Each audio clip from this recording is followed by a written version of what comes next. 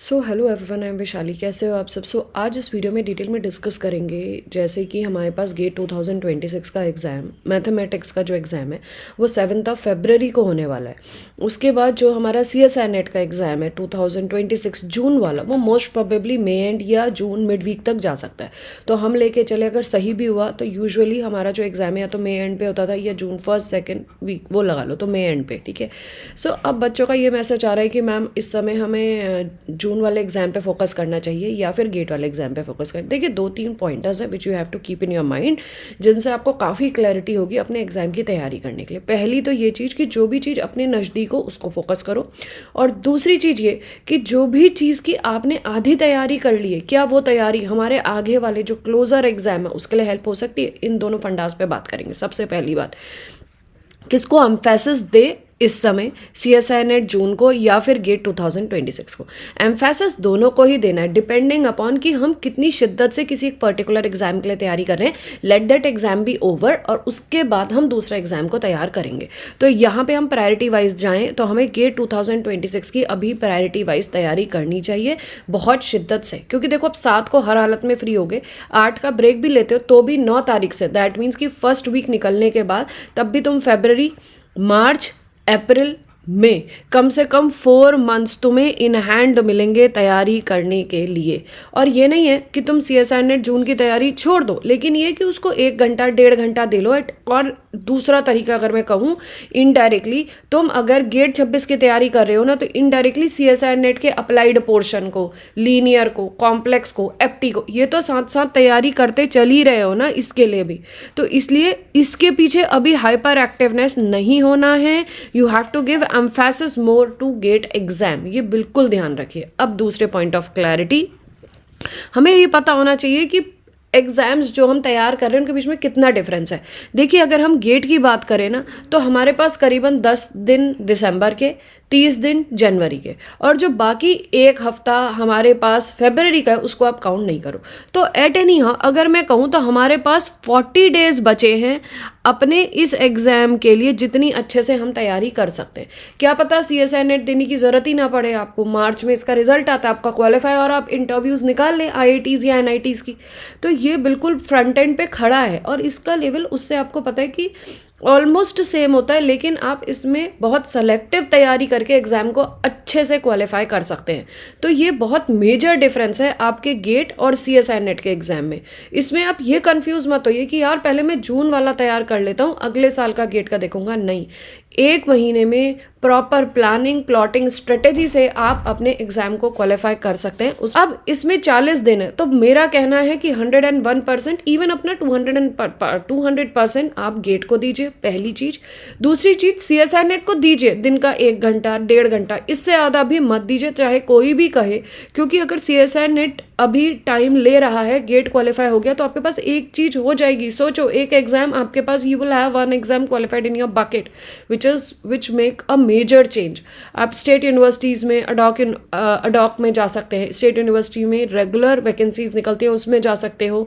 आप IITs NITs से MTech कर सकते हो, आप IITs NITs से ISC से PhD कर सकते हो, आपको सेम स्कॉलरशिप मिलती है। आप as a guest lecturer apply कर सकते हो। आप प्रोजेक्ट वैकेंसीज में जाने के बाद उसको चेंज कर सकते हो PhD में, MTech के बाद PhD में जा सकते हो। तो I will say this GATE exam is golden opportunity, इसको यूटिलाइज करो। अब हमें ये तो पता चल गया कि कौन सा एग्जाम क्लोज है ना, मूविंग टू, अब हमें ये भी पता चल गया कि ये गोल्डन अपॉर्चुनिटी, क्यों हमने कहा इसको गोल्डन अपॉर्चुनिटी, क्योंकि देखो तुमने CSI नेट में लीनियर, कॉम्प्लेक्स, ODPD तैयारी करी है, 70% तुम्हारा तैयार है। अब बाकी 30% तुम्हें इस समय इसके PYQs देख के, इसके क्वेश्चंस की रिगरस प्रैक्टिस करके तैयारी करनी है। तो यहाँ ये ध्यान रखो कि गेट 26 की तैयारी करना तुम्हारे लिए ज़रूरी है। तुम्हें अगर लग रहा है कि यार, जैसे बच्चों ने मुझे बताया कि मैम, क्योंकि हमने तो अभी पेपर नहीं देखा, तो अभी ये लग रहा है कि ये वाला पार्ट डिफ़िकल्ट था, ये वाला पार्ट डिफ़िकल्ट था, और मे बी एग्ज़ाम क्वालिफाई हो जाए, या फिर जो 1-2 बार की तैयारी में वो कह रहे हैं कि मैम हाँ क्वालिफाई हो जाएगा, बट फिर भी कुछ बच्चों को श्योरिटी नहीं है। तो this is the next chance and which is the closest chance which you are getting, ये ध्यान रखिए। तो अगर एग्ज़ाम का फॉर्म भरा है तो इस एग्ज़ाम को एम्फेसिस दें। अब इसके लिए प्रॉपर स्ट्रेटेजी क्या होनी चाहिए, इसकी प्रॉपर स्ट्रेटेजी के लिए आपको सबसे पहले इसके सिलेबस की नॉलेज होनी चाहिए कि इसका सिलेबस क्या है, ठीक है। That is the first thing जो आपको पता होना चाहिए। दूसरी चीज़ आपको पता होना चाहिए इसके सिलेबस के साथ इसके टॉपिक वाइज, जैसे लीनियर हो गया, कॉम्प्लेक्स हो गया, एब्स्ट्रैक्ट हो गया, ओडीपीडी हो गया, कैलकुलस हो गया, एलपीपी हो गया, एनए हो गया, एफटी हो गया, उनका क्या वेटेज है, कितने नंबर के क्वेश्चंस आते हैं, what is the weightage of the subject, subject wise आपका वेटेज क्या है, इसमें आपको ये पता होना चाहिए कि इनका वेटेज क्या है, ठीक है। वेटेज कि आपकी प्लानिंग प्रॉपर होनी चाहिए, आपकी स्ट्रेटेजी प्रॉपर होनी चाहिए कि क्या मैं एग्जाम के लिए इस सब्जेक्ट को इतना तैयार करूं, या फिर मैं उस सब्जेक्ट को छोड़ दूं, या फिर मैं इस सब्जेक्ट के इतनी बार मल्टीपल टाइम्स एमएसक्यूज लगा लूं, एमसीक्यूज लगा लूं, या एनईटी टाइप लगा लूं। किस सब्जेक्ट के किस टॉपिक को ज़्यादा एम्फेसिस दी जाए, किस सब्जेक्ट के कितने क्वेश्चंस मुझे एग्जाम में अटैम्प्ट करने, इसकी स्ट्रेटेजी और CSI नेट की स्ट्रेटेजी बिल्कुल डिफरेंट है। You have to work properly with the strategy of the subject. तो ये आपका सेकंड काम होना चाहिए। थर्ड काम क्या होना चाहिए, कुछ ऐसे टॉपिक्स हैं जो अपने CSI नेट के लिए अच्छे तैयार करेंगे, भाई सही है, उनको भी लेते चलो, उनके अब MSQs पे काम करो। कुछ ऐसे टॉपिक्स हैं जो CSI नेट के लिए कच्चे पक्के तैयार होंगे, अब उनको इस समय तैयार कर लो और उनके साथ इनके PYQs की प्रैक्टिस कर लो। तो ये तुम्हारा नेक्स्ट काम होना चाहिए। इस स्ट्रेटेजी पे तुम्हें काम करना चाहिए और ये जो प्लान मैंने तुम्हें बताया इसका एग्जीक्यूशन होना चाहिए। सबसे पहले you should be aware about the syllabus of the GATE. दूसरी बात, क्या नेगेटिव मार्किंग, क्या पॉजिटिव मार्किंग, कितने MCQs आते हैं, कितने MSQs आते हैं, कौन से सब्जेक्ट तुम तैयार करके जा रहे हो, कौन से सब्जेक्ट तुम्हारे कच्चे पक्के हैं, कौन से सब्जेक्ट तुम्हारे प्रॉपरली पक्के हैं।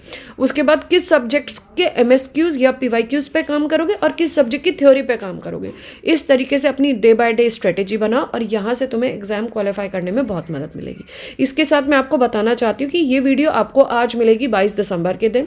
22 दिसंबर के दिन मैंने एक और बैच अपना लॉन्च किया है जो बेसिकली प्योरली गेट के अप्लाइड पोर्शन के लिए है। तो जो भी बच्चे गेट के अप्लाइड पोर्शन को तैयार करना चाहते हैं या उन्हें लग रहा है कि वो एक अच्छा हमारे लिए अटेम्प्ट है, हम एग्ज़ाम को क्वालिफाई कर सकते हैं, तो आप मुझे कॉल करिए या फिर मेरे वेबसाइट पे जाइए www.onlinetutorialbyvishali। गेट अप्लाइड की बैच की क्लासेस आज से दिन में 3 से 4 घंटा शुरू हो रही हैं, जिनको हम कोशिश करेंगे कि जनवरी 20-22 तक हम सिलेबस ख़त्म कर दें, ताकि बचे हुए 10 से 15 दिन आप रिग्रेस प्रैक्टिस पे करें और सिर्फ गेट मोटिवेटेड इस समय आपको तैयारी करनी होगी, ठीक है। तो इसके लिए अगर आप चाहते हैं तो आप मेरे व्हाट्सएप नंबर पे मुझे कनेक्ट कर सकते हैं। माय व्हाट्सएप नंबर इज़ 8860-338 और 338, ठीक है, 338-338। This is my WhatsApp number जिस पे आप कॉल कर सकते हैं, या फिर आप मेरी ऐप पे जाके भी कनेक्ट कर सकते हैं। माय ऐप इज़ धी लर्न एंड ग्रो, धी लर्न एंड ग्रो। इस पे जाके भी आप कनेक्ट करके मेरी ऐप में जाके भी कोर्सेज देख सकते हैं गेट अप्लाइड 2026। तो 2 बैचेस लॉन्च हुए हैं, which is for recorded version, जिसमें आपको पूरी रिकॉर्डिंग्स मिलेंगी, उसको भी आप ज्वाइन कर सकते हो, या गेट 2026 का अप्लाइड बैच भी ज्वाइन कर सकते हो। सो इनको ज्वाइन करो, बहुत मिनिमल प्राइजेस में है, आपको बहुत मजा आएगा सीखने में और एग्जाम को क्वालिफाई करने के लिए प्रॉपर स्ट्रेटेजी, प्रॉपर अप्रोच आपको पता चलेगी कि किस तरीके से आपको तैयारी करनी चाहिए।